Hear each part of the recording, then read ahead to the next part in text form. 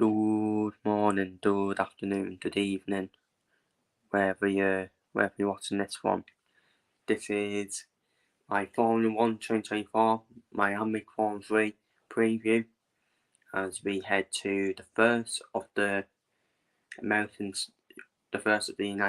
USA circuits, the many USA circuits on this grid, as we do head to Austin and what's the other one? Las Vegas as well.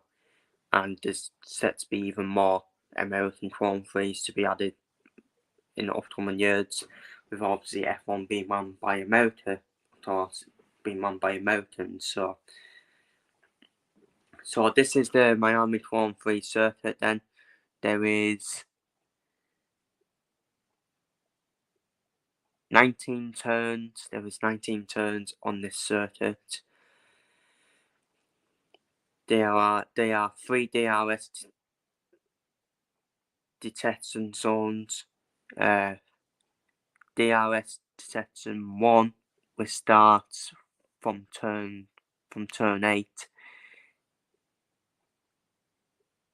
as you make your way through to turn 9 all the way to turn 11. Zone 2 is obviously from 16 to 17, and Zone 3 starts from in between 17 to 18, taking that turn to turn 19 on the start finish straight. In terms of the overtaking opportunities, then it's a bit of a weird one, isn't it? The Miami Grand Prix, bit of a weird one.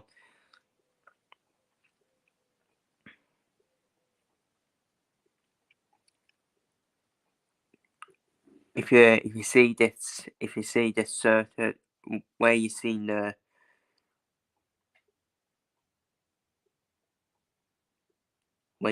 green lines on from 19 to 1 and 16 to 17 and 9 to 11, that's probably your best chance of overtaking opportunities in terms of on the track. But your best chance is probably, I would say, turns 9 to 11 and 16 to 17 in terms of your best chances of overtaking, to be honest with you, because they are very non-straight. But in terms of the track information, obviously the first Grand Prix was in 2022, obviously when the new regulations came in. Number of laps is 57, circuit length is 5.412 metres, the race distance is 308.326 metres, with the lap record being set by Max Verstappen in 2023 last year with a 1:29.708 in that Red Bull course. In terms of schedule, then, obviously with it being in America, it is completely different compared to China. Compared to China last week. So practice 1 will take place on the 3rd of May, which is on a Friday, next Friday, 5:30 to 6:30 in the evening, UK time. Sprint qualifying 12:30 to 10:15 at night on Friday evening. Then, of course, is the second race weekend where we're going to have a sprint. Then we move on to Saturday, the 4th of May. We're going to have 5 PM to 6 PM for the sprint race. Then actual qualifying sets off the grid for that actual race on a Sunday. It's going to be 9 PM to 10 PM. On Saturday, 4th of May, and the race will take place on Sunday, the 5th of May at 9 PM. Race start. That's when the race will start at 9 PM.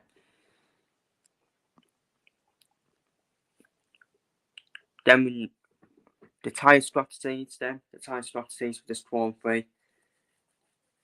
This is obviously the pit stops from last year's Grand Prix, where we saw Max Verstappen, who won the Grand Prix, started on the hard tyre. It's basically, it depends what tyre you start on, but it does look like it is a one-stopper, this Prix. It is a one-stopper,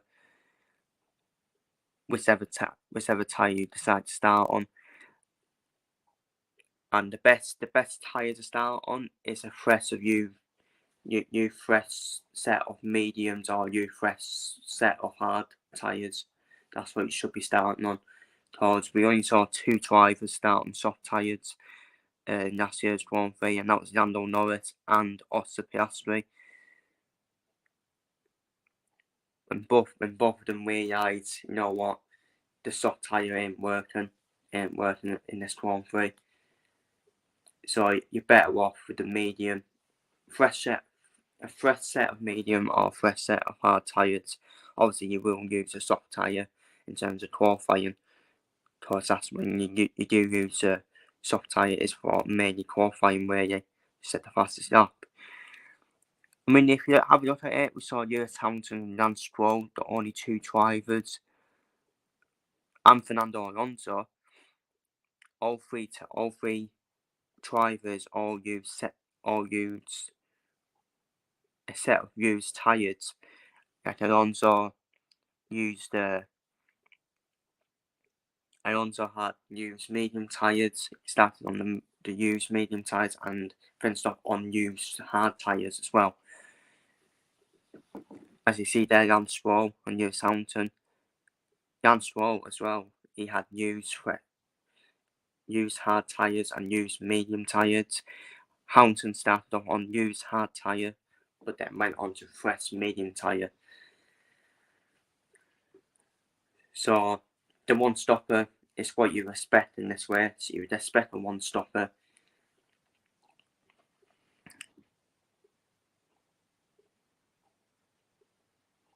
Because if you have a look at it, I don't think any drivers really had 2 stops at the.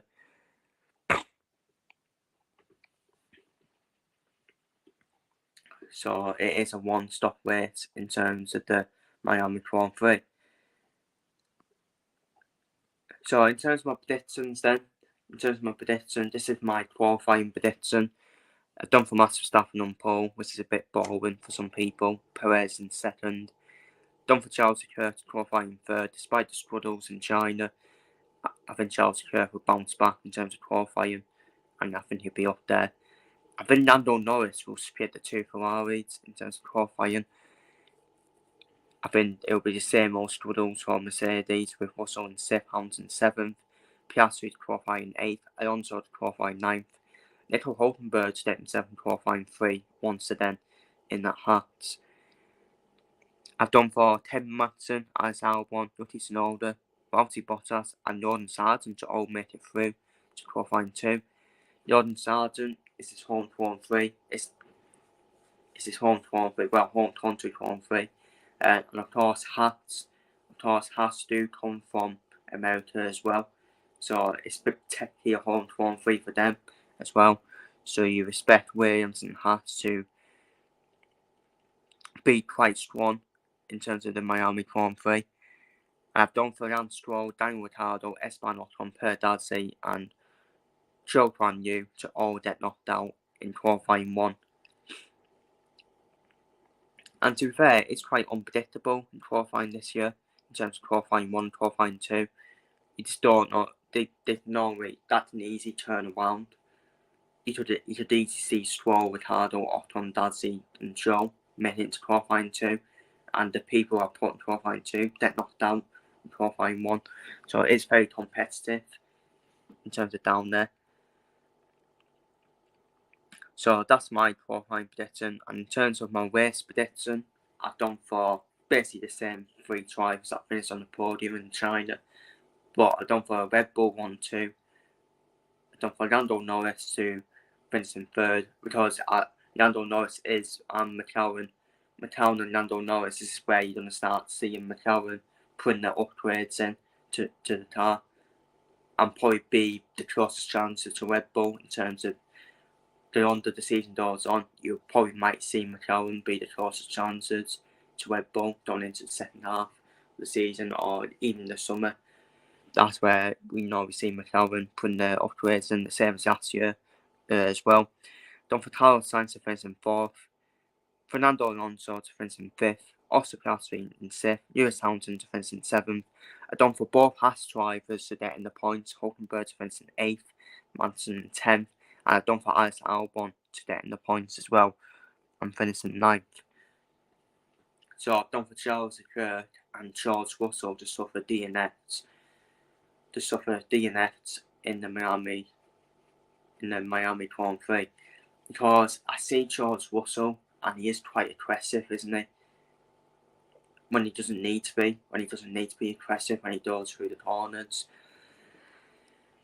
And with his aggressiveness, I think the way he is aggressive, he might cause himself a DNF, in my opinion. Charles Leclerc, I think this is another track for Charles Leclerc where I reckon he could struggle. And potentially DNF as well. So it's just a prediction. I don't do predictions now for sprint race and sprint qualifying. Because for me, sprint qualifying, sprint race, I basically irrelevant. Let's be real. It's more about the actual race where you get full points, in my opinion. So I do think they do need to make a few changes in terms of sprint format. And but yeah, we've also got some latest rumours about obviously the top 12 now. The top 12 from that season could get points as well. Whoever finishes in the top 12 in the actual race might get points. I like it. I do like it because it makes the mid-table, because we're seeing a lot of races where Max Verstappen's dominating, and the most exciting battle is in the mid-table, isn't it? In the middle of the grid, where you see 12th, 13th, 14th, 11th, all battling it out. So they may be looking at that thinking, you know what, we'll give some points to 11th and 12th as well. I like it, but when's it gonna end? Because the next few years it's gonna be after that.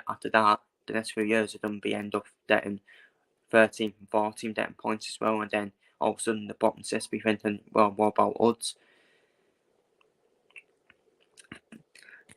Personally, I like it, but I'll still settle for the top 10. And yes, we had new teams in, which F1 seems to be against at the moment. Not yet Andretti in. See, if Andretti were in, it'd be perfect. To get points to 11th and 12th. But you don't get drivers in. That's the problem. We've got two empty team slots. Which need to be filled, in my opinion. That's how it would only work, in my opinion. If you dip the top 12 points. Maybe they are.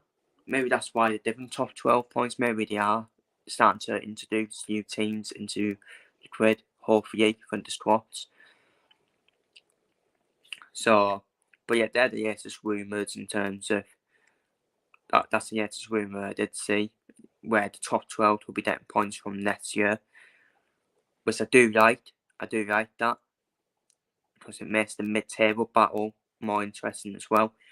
But it would only work if you add 2 more teams into F1, then it will make more sense, because you did the top 12 points,